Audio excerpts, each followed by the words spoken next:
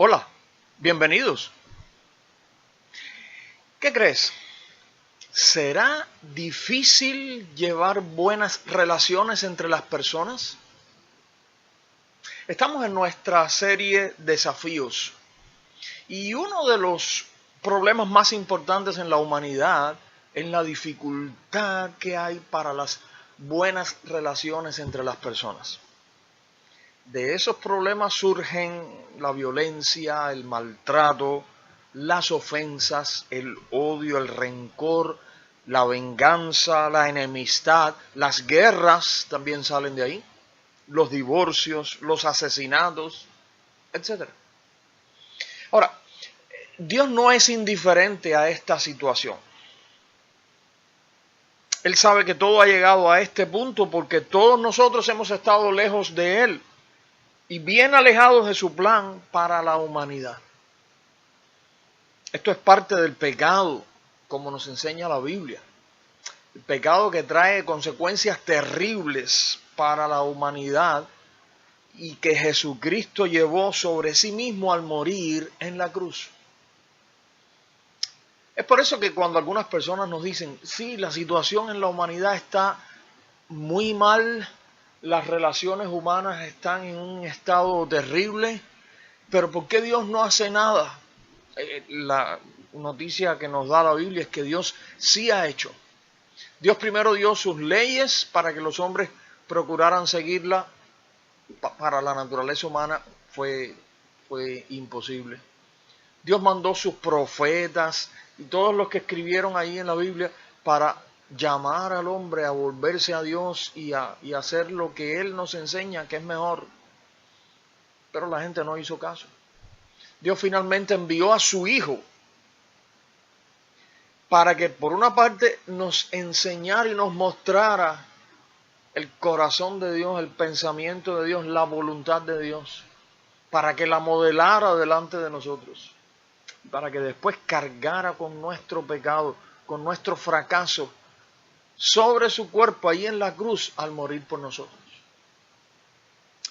En el día de hoy vamos a estar compartiendo acerca de un gran desafío que el Señor Jesucristo, mientras estuvo aquí en la tierra, presentó para todos aquellos que creen en Él y que han decidido ser sus seguidores, como nosotros, como probablemente es tu caso. Este desafío de hoy tiene mucho que ver con este tema de las relaciones humanas. Y lo vamos a encontrar en el Evangelio de Mateo, en el capítulo 18. Mateo 18. Vamos a estar leyendo los versículos 21 y 22, que es donde se encuentra el desafío de hoy. Después vamos a continuar con algo que el Señor siguió diciendo después y que ilustra este desafío, pero nos vamos a concentrar ahora en el desafío que está Mateo 18, versículos 21 y 22. Entonces se le acercó Pedro y le dijo, Señor, ¿cuántas veces perdonaré a mi hermano que peque contra mí? ¿Hasta 7? Jesús le dijo, no te digo hasta 7, sino aún hasta 70 veces 7. Aquí encontramos a Pedro que se acerca al maestro con una duda, una interrogación, y tiene que ver con el tema del perdón. Más bien con el tema de la acción de perdonar, de la acción de perdonar. ¿Qué significa perdonar?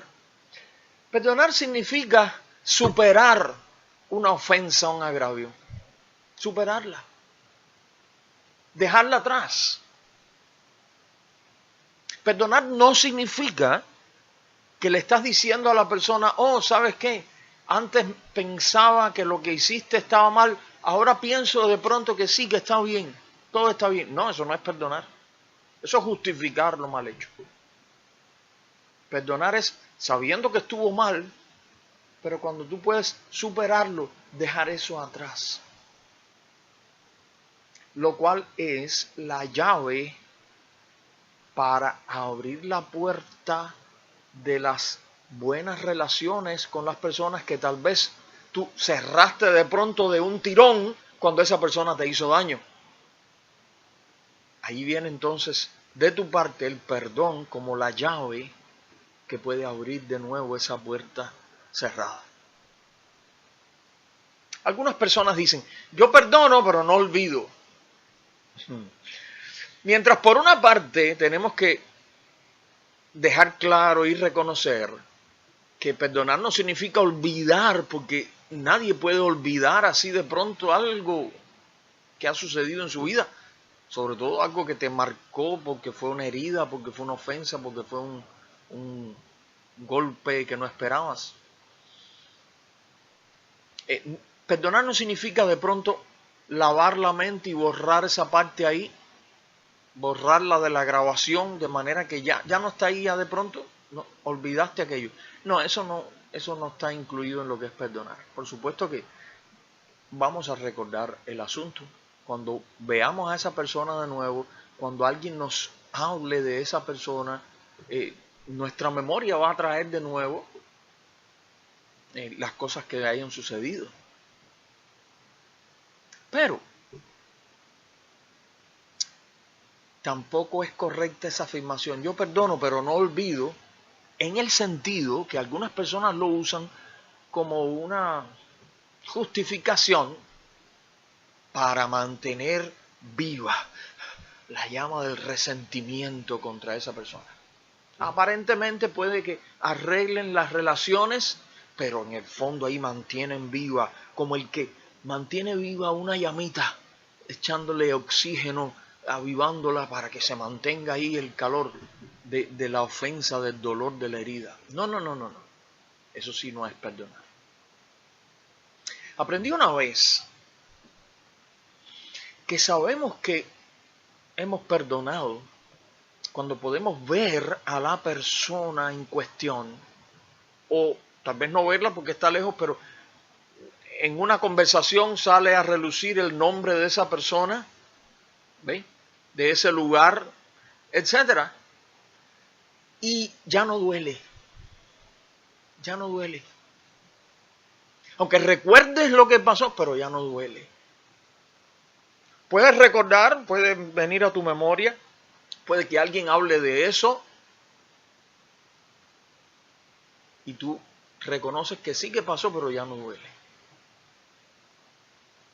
Puedes hablar con esa persona al nivel que tú hayas estado dispuesta a reponer o no la confianza con esa persona, pero sin dolor. Es como cuando sufrimos una herida física en el cuerpo. Yo tengo algunas heridas de accidentes, de operaciones quirúrgicas, y puedo verlas. Por aquí mismo tengo una herida pequeña, no fue profunda, pero me dejó una marca ahí para toda la vida. Yo la miro o la palpo porque se siente al tacto, y yo recuerdo por qué esa marca está ahí. Recuerdo la herida. Recuerdo cuando estaba abierta, cuando sangraba, cuando dolía terriblemente. Cuando había que atenderla porque estaba con riesgo de adquirir una infección allí. Pero un día eventualmente esa herida sanó. ¿Y qué pasa ahora que la herida sanó? Bueno, ahora yo la puedo ver. Si yo miro ahí está, yo la veo. La marca. La puedo tocar. Pero mira, recuerdo incluso cuando la miro, ¿por qué esa marca está ahí? Puedo recordar, si me detengo así a pensar, puedo recordar todos los eventos de aquel día, de aquel accidente. Pero mira, ya no duele. Lo mismo pasa con las heridas del alma, ¿verdad? Las ofensas, las traiciones, no sé, lo que haya sido que golpee tu vida. Al principio es una herida abierta, al principio eso duele, al principio corre el riesgo de empeorar, pero si la curamos bien y aplicamos la medicina del perdón, va a llegar el momento en que podemos recordar lo que pasó, podemos saber que sí hubo una herida, pero ya no nos duele. Ese es el efecto del perdón. Como puedes darte cuenta, el beneficiado, la parte beneficiada en este asunto del perdón es, en primer lugar y especialmente, el que perdona. El que perdona, el perdonador, es el que sale beneficiado. Porque deja de doler. Deja de doler.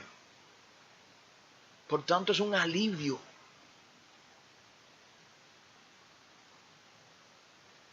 En el pasaje que estábamos leyendo, Pedro está pensando en las personas que nos hacen mal y los perdonamos.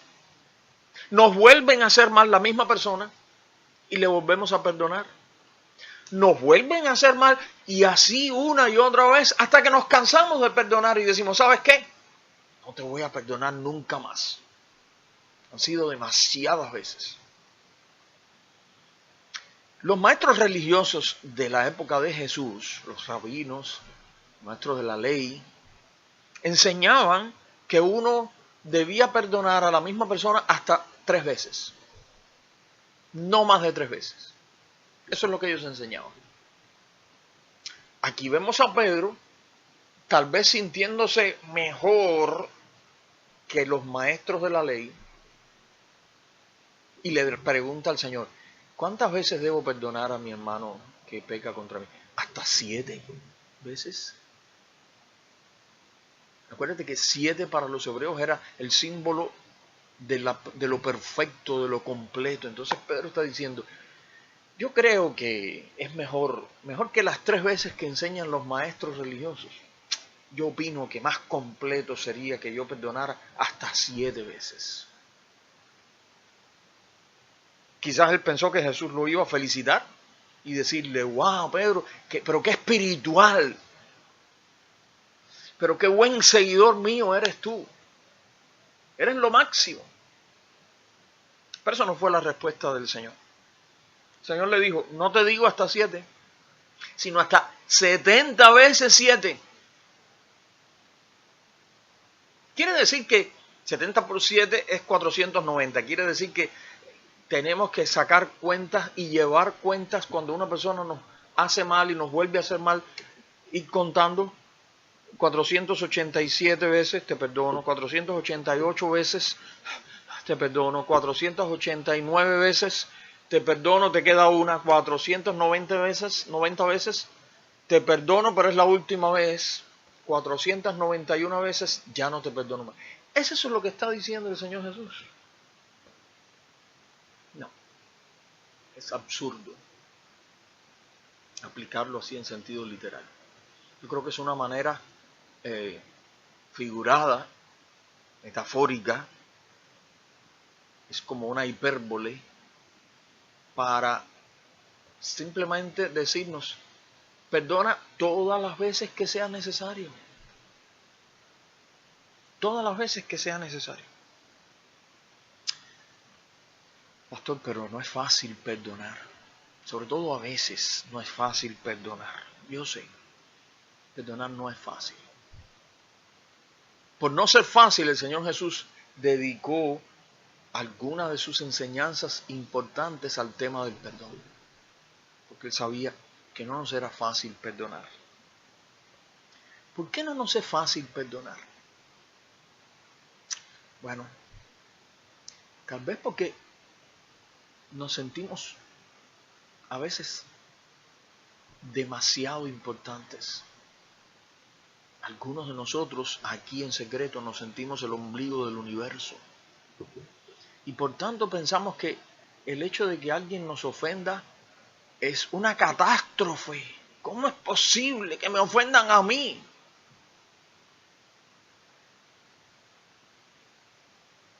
Eso no lo podré perdonar nunca. Muchas veces, en el caso de estas ofensas, lo que más sale herido es precisamente nuestro orgullo, nuestro ego, nuestro yo. Y eso nos hace muy difícil perdonar.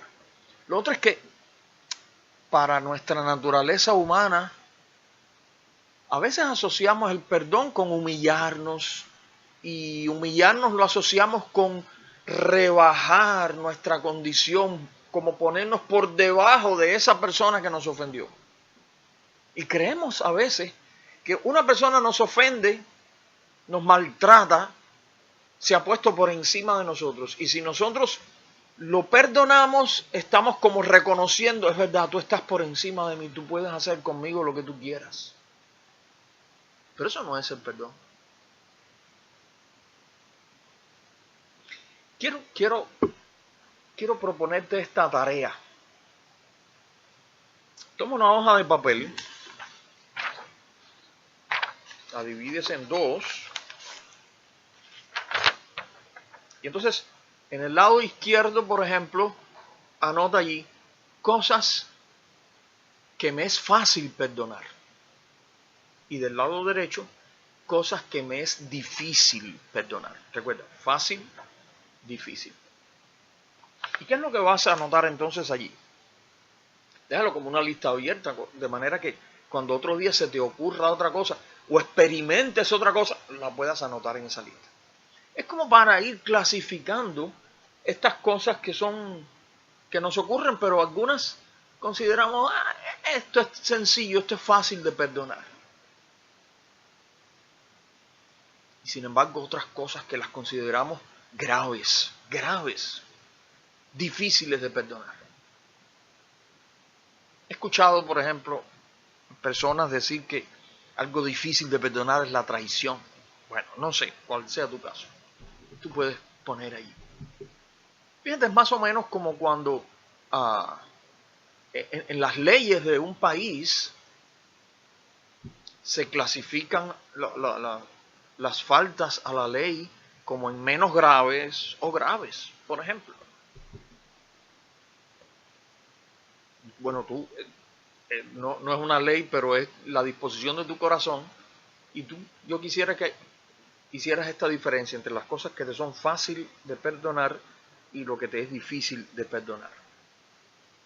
Y después quiero que pienses si ahora mismo hay en tu vida alguna cosa que te está haciendo difícil perdonar. Porque si este es el caso, el desafío de hoy es para ti.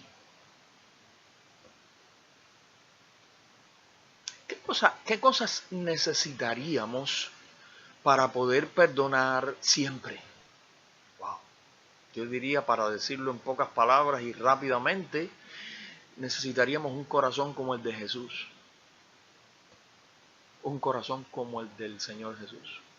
Pero, por ejemplo, pensando en algunas características, necesitaríamos humildad.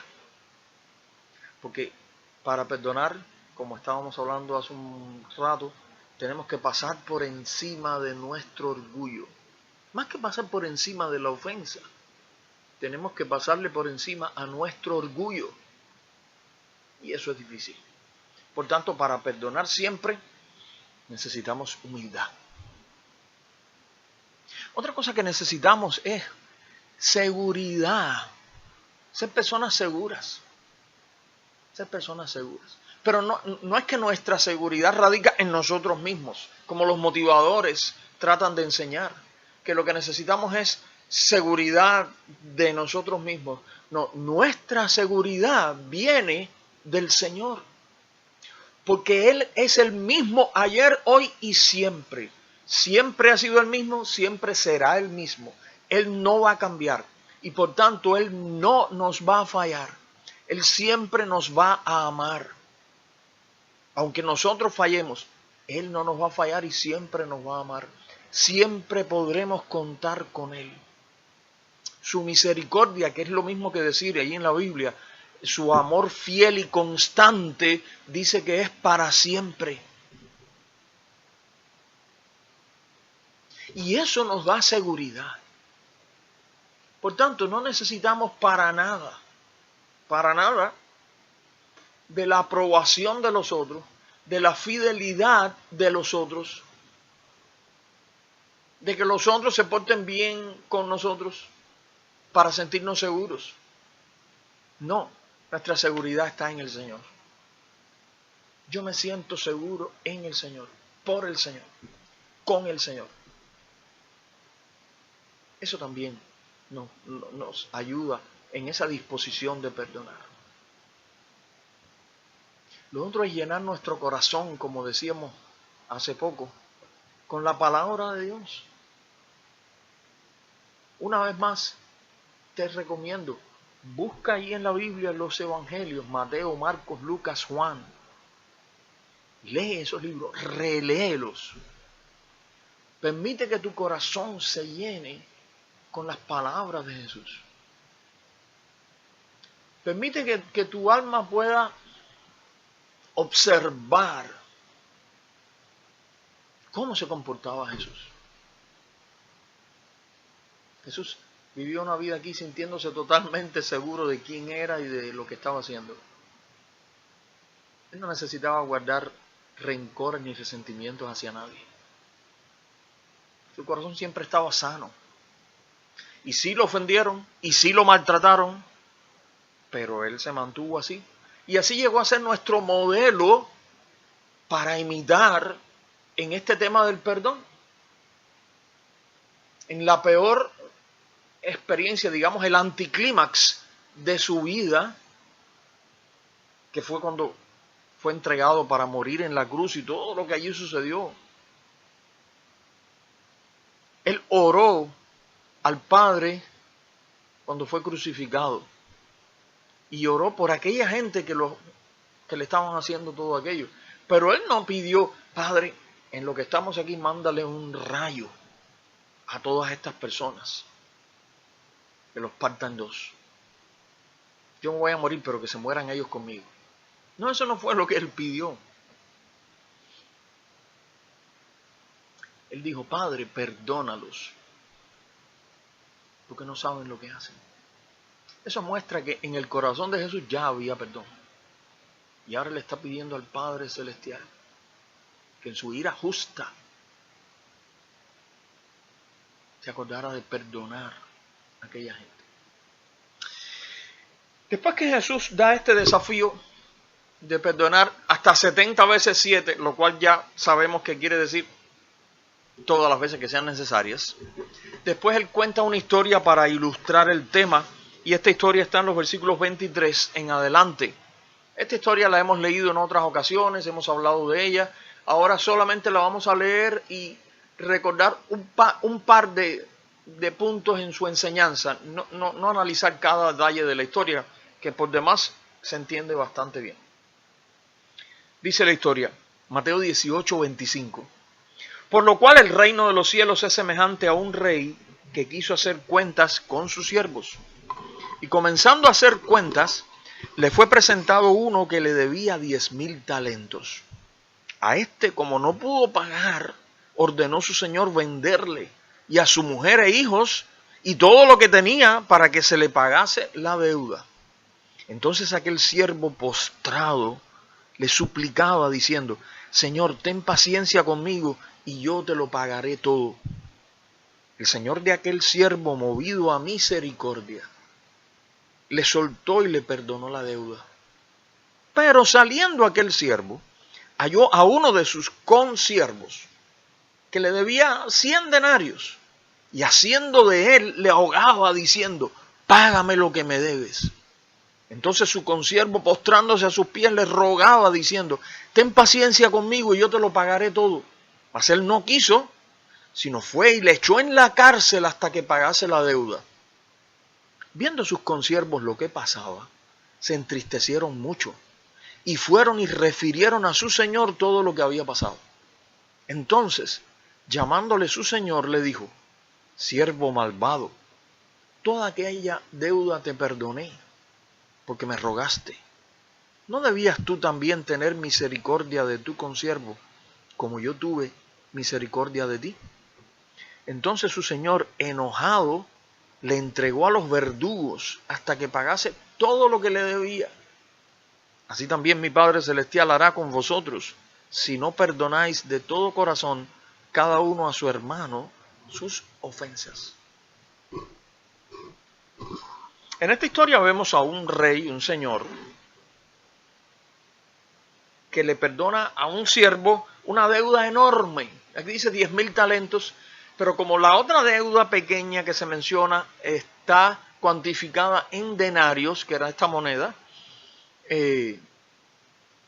para hacer una equivalencia entre las dos, una comparación entre las dos, podemos decir que la primera deuda era de unos 60 millones de denarios. 60 millones de denarios.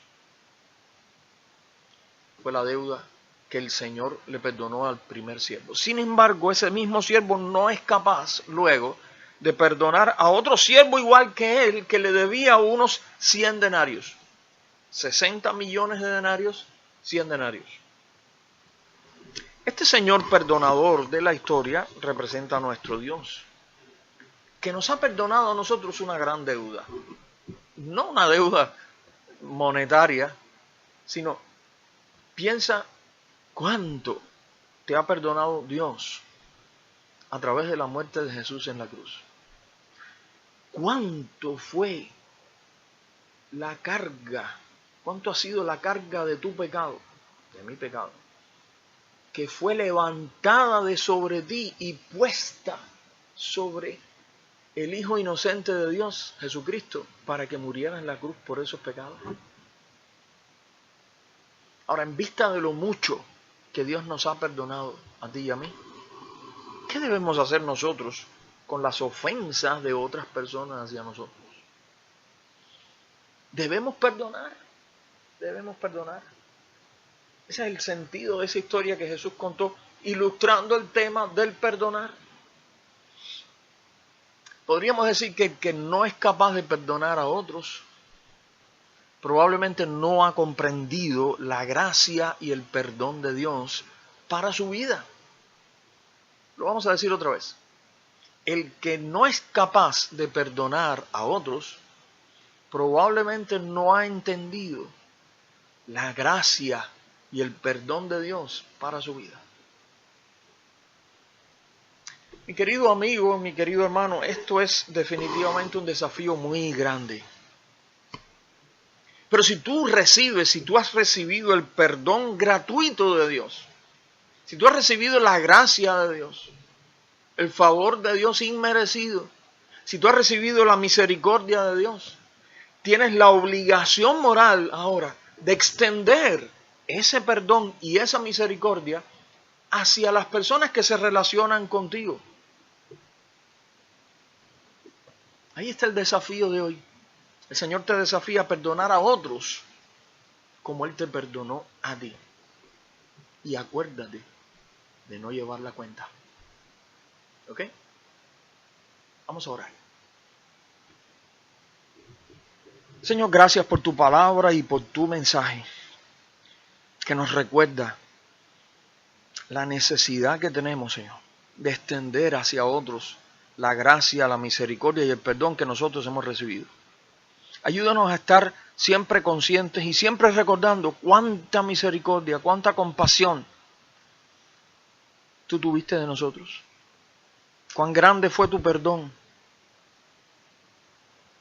al tomar todo nuestro pecado y ponerlo sobre tu Hijo Jesús, ahí en la cruz, Señor, para que pagara allí efectivamente por todos nosotros. Gracias por habernos perdonado sin merecerlo, Señor. Enséñanos a perdonar. Ayúdanos a perdonar. Capacítanos para perdonar. Ayúdanos a conocer más y más de tu gracia, de tu perdón, de tu misericordia. De tal manera que nuestro corazón esté lleno de eso para extenderlo hacia otros también. Señor, mira a esta persona que nos ha estado viendo o escuchando. No sabemos sus necesidades, no sabemos sus problemas, pero como siempre te pedimos, bendice a esa persona, Señor. Ahí en medio de sus situaciones, derrama tu bendición sobre él o ella. Mira las peticiones de su corazón ahora mismo, Señor. Mira sus necesidades. Y yo te ruego, Señor, que tú también le capacites para cumplir con este desafío de extender a otros el perdón que tú has tenido de nosotros, Señor, que tú has tenido hacia nosotros. Gracias, Señor, por amarnos y por tu gracia. En el nombre de Jesús. Amén. El Señor te bendiga y te fortalezca. Será hasta la otra semana en el próximo desafío.